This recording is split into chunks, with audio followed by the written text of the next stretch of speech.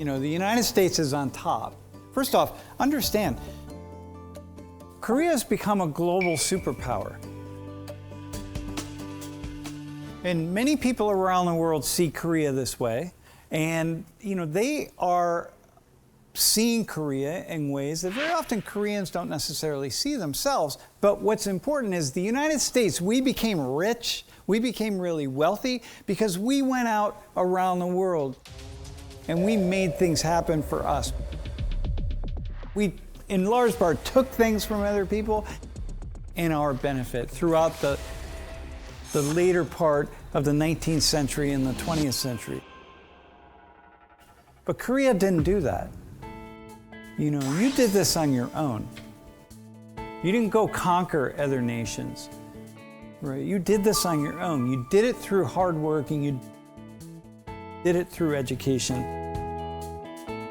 And this is really worth noting for us as professors, and for me as someone who studies the political economy and development of the global world. So there's something in this.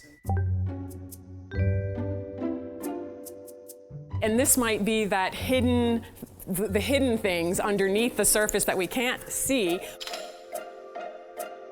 But the competition, the fierce competition that exists in the same space, the space of education, and yet underneath it is a fire. That's education, that's mass education. This mass education, and there's a lot of focus on memorization here in Korea. You know, because especially when you think about the CSAT exam, the Sunin exam, what you're trying to do is figure out who's going to get to go to the top universities, the sky universities. And the only fair way to do that is to have a score. And a single score is going to make that happen. But then what that means is, and so they're going to memorize and focus on the facts, but that's not thinking. You know, as another part of the comparison, we were talking about this with our Penn State students and Konkuk students over the past couple weeks, and we talked about cheating. The American students were saying, we don't care if our friends cheat. Korean students were like, oh my God, how would you help someone to be better than you? And our students were like, whatever, I'm still gonna get my grade. Okay, it was fascinating. But the Korean students were no. So a question for the panel here. How was it to feel, did you feel like you had to study hard? Like if you didn't study hard, your lives would be just ruined? 하기 싫은데 했어요. 제가 나오는 고등학교가 그보다 더 심했거든요. 잠깐 고등학교, 대학교를 좀 말씀해 주시겠습니까? 고등학교는 한국과학영재학교라고. I'm from Korea Science Academy. It was a gifted high school. 그리고 대학교는 카이스트라는 곳을 나왔고요. It's a Korean MIT. 쉽지 않은 곳인데. 근데 스카이캐슬보다 더 심한 경쟁 환경이 있다 보니까 공부를 안 하고 싶어도 네, 옆에 있는 애들 보면은 괜히 주눅 들어서 더 열심히 하게 되고 막 그런 게 있었어요. 부모님은 오히려 워워 하셨죠. 얘가 너무 잠도 안 자고 공부를 하니까 중학교 2학년 때 이후로는 공부하라는 말씀을 한 번도 하신 적이 없어요. 그럼 스스로 주변 환경 때문에 영향을 좀 받은 거예요? 네, 그쵸. 그때부터. Well, let's say a couple things, you know. Here's an image of, you know, we see this, right? Here, we see it with our Korean students. Many of the Korean students who we encounter at at Penn State University, they come to the U.S. because they want to escape the high levels of competitiveness here.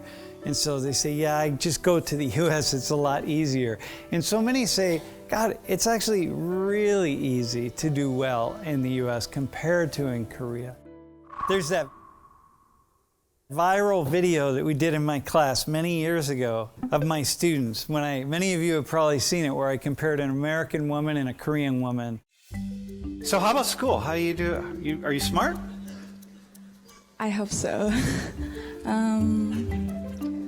I don't know. What's your GPA? I think I'm okay. It's over 3.0. What's your GPA? Don't do it. Don't do it. No, go ahead.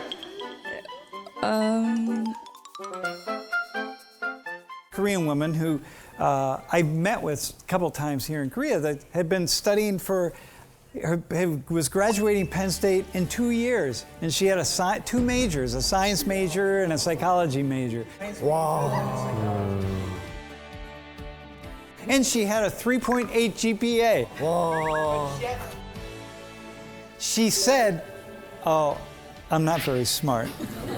야, 대단하다. Whereas the American woman had a 3.2 GPA, a very relatively low GPA, and she said, "Oh yeah, I'm really smart." Korean students tend to lead with humility and downplay their success and really just quietly succeed in their studies. You know, I mentioned the Sky Universities here, and I'm thinking about everybody talks about the Sky Universities. You know, for us, it's the equivalent of the Ivy League universities, and Koreans are obsessed with them, the top schools, and we laugh at that because most Americans are not obsessed with the Ivy League schools. You know, you might not really understand this. 아예 안 됩니다. They don't want to go to the Ivy League. Many of our students, most of our students, they come to our university because we have a really big football program. 와. 와, The stadium. This is exciting. And if you go to one of these games, you feel this energy and the passion, and you're like, I want to go there. That's cool. But our university, it's a very good university in the United States, but it is not Ivy League. And I would say, I don't know what percentage of our students, if they had a chance to go to Penn State or to go to Harvard or Yale or Princeton, they absolutely would go to Penn State because they want that other experience. And here, you know, it's hard. You know, it's really difficult for this current generation of young people in Korea. It's different. You're highly educated, you're overly educated. You know, 70% of this age group of 25 to 35, you have college degrees, but you don't. If you work hard and you do what you need to do, and then we promise success to you. But there aren't that many great jobs. You all can't have the top jobs. What we are experiencing among Korean youth is this kind of disillusionment and this angst and anxiety that comes from the fact of like they feel like they're not going to be able to go to that next level. And we come from a multicultural nation, that the United States was built on people coming together from so many different areas of the world. And it makes us a very fascinating country.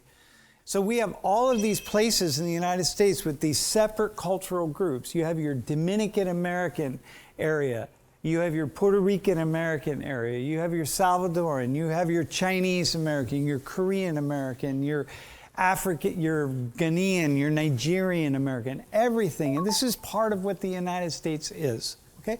And it works there because we're a nation of immigrants. So Korea, you know, you have low birth rates. You're going to experience more and more foreigners coming into Korea. 아, 그렇지. People who look like us, people who do not have ancestry in Korea, and you're going to have to make decisions about how you're going to deal with this and what is going to be the response in the nation of Korea. What is Korea going to become when you have all of these other people coming into this country who do not have Korean ancestry? And so we have a couple thoughts about that we would like to share just to help to spark a conversation about this diversity culture here in Korea. You're at the very beginning stages of this. And if the anticipation, the idea is that more and more people without Korean ancestry are going to come here. And what is going to happen to Korea? Now, in the United States, the multiculturalism works because we're a big nation. We're a nation of immigrants. We are a nation of people. We're a nation of contradiction. Because we had slavery, we have genocide of indigenous people. And we've been part of a generation that, starting in the 1960s with the uprisings of Black Americans and civil rights, like that, we were born into that. And I think one of the key things that the Black community has brought to the attention of the United States and of course the world is inequality. So we were born into a different America than is today, even though always a nation of immigrants and diversity. So yeah, we have all these people, but we don't have the sense of oneness. We have a lot of fear of each other. When I was a little one in the hospital, I was in the hospital in a city in the United States that's in Newark, New Jersey, which at the time, Martin Luther King Jr. was assassinated. And that was a very fearful time among white people and Black people in the United States. Because of the history in the United States that has been led by the Black community, the African American community, I would say, in terms of civil rights, and then for the Black community, and then many other groups following the lead of Black Americans, which I think is profound. Profound and important. And so, if you're in different places in the United States, you'll see different Americas. Because we have, certain immigrants to the United States have what we call assimilated, right? They've become American, meaning they've lost their language, they've lost their traditions, and they've left those things behind and they've become something else. We have people of Korean ancestry living in the United States who, when you talk to them, they are American. They are as American as Lori and I are in every way. They just look Korean, but they are American. And so, one are Koreans, are you ready for that? Are you ready to begin to take that step? And so as we see the failures and the successes in the United States, Korea as a nation is very interesting to us because you're in a place, Korea has a very deep, rich, complicated history, but it's a new place for Korea. And this question of diversity and assimilation, to what degree do people have to speak Korean if they come here? To what degree do they have to share your values? Because you're at the very beginning stages of this. So there's a lot of struggle here about what to do and how to move forward. Do you demand assimilation? Do you really want people who look like us to become Korean? And if they do, will you accept them as Korean? We understand nunchi, we adopt Korean customs. At what point will you stop asking people like us who live here if we like kimchi? At what point would you see people like us as actually Korean? See in the United States, you can go. There's nothing wrong with that. But it works in the United States, but maybe it's going to work very differently here because you are a very small, homogeneous country. And I think there's a struggle, and there's a struggle that Korea is going to need to address. If you don't, especially young people, if they don't accept multiculturalism, they're often seen as racist and ethnocentric, and so how difficult that might be for young people.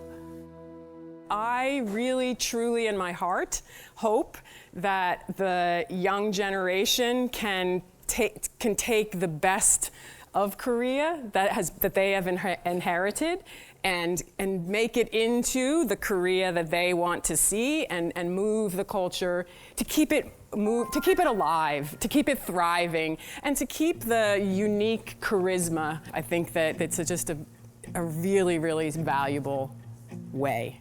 Is to talk about what keeps bringing us back to Korea. And as we said, this is a really fascinating culture, a fascinating nation. The world's coming. It's coming even more. Yeah. And you know what? It's your own fault. Yeah. And in the end, Korea will just keep going forward. Not because it's easy, but it's almost because it matters, you know, it matters to you, and it really matters to the world because you have a lot to teach, you have a lot to offer. So just keep going, okay?